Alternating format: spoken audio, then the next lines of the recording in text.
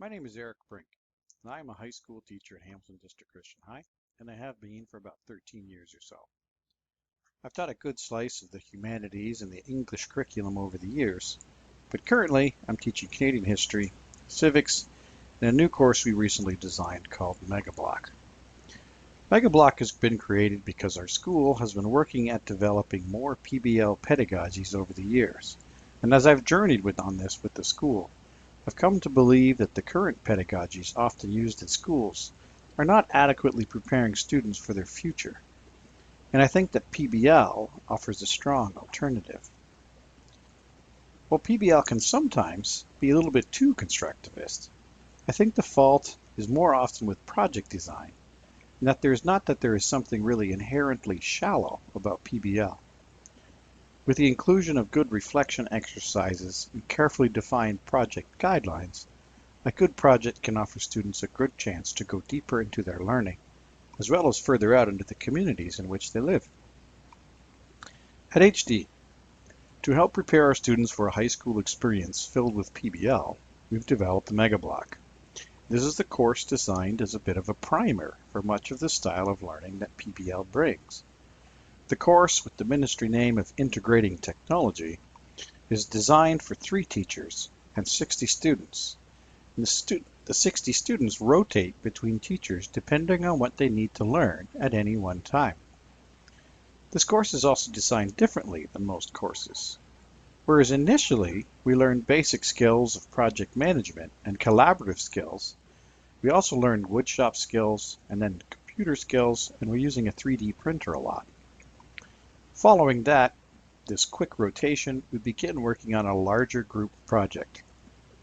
Last year, we worked to create 6-foot-tall trebuchet pumpkin launchers and had a big school-wide pumpkin throwing competition.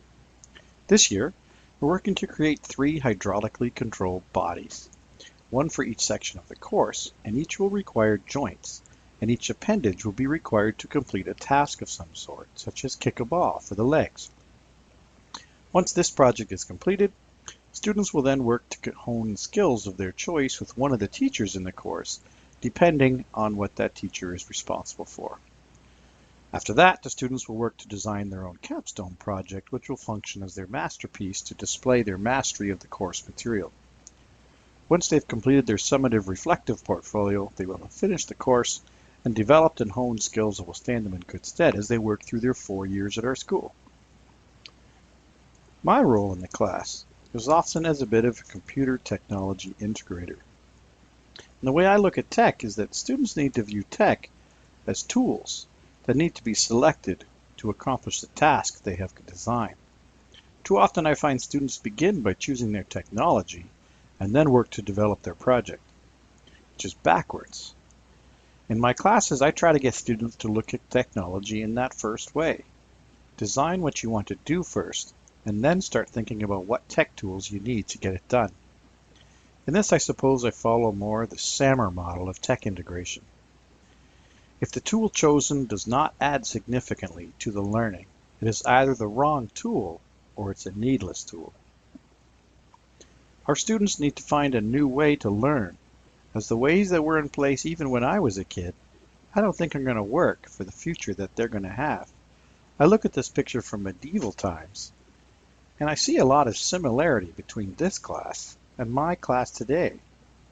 There's still a teacher at the front, there's still students sitting in rows and desks, and I'm pretty sure that this person who's clearly on his phone, or this person that's sleeping, I think I'm teaching their descendants now. We need to find a new way to do things. I think PBL offers that difference, and I think technology and PBL go hand in hand so beautifully. However, even while I am firmly convinced of the importance of technology in PBL and its impact on effective learning in a classroom, I'm not completely sure about the wisdom of my students being bathed in technology every minute of the day. Do they feel overwhelmed? Do they ever want to just turn their stuff off? They don't seem to. In their social lives, I wonder about the effects of this always-on behaviors of my students are. I do think that social media does encourage self-obsession. as well as vapid, shallow observations, and I wonder about the impact of this on deeper reflective thinking capabilities. What if they have an observation to make about human nature that can't be expressed in 140 characters? Are they able to make such observations? What if they don't want to, or they don't see the need? What does that mean for our future? What about this vapid social behavior and politics? Will they be more susceptible to spin because they can't really think critically because they've never really had to think? Or they didn't see the need to think? Overall, I wonder what the impact of this tech world mediaverse is on the teens of today. And this is what I hope to spend some time looking at over the semester.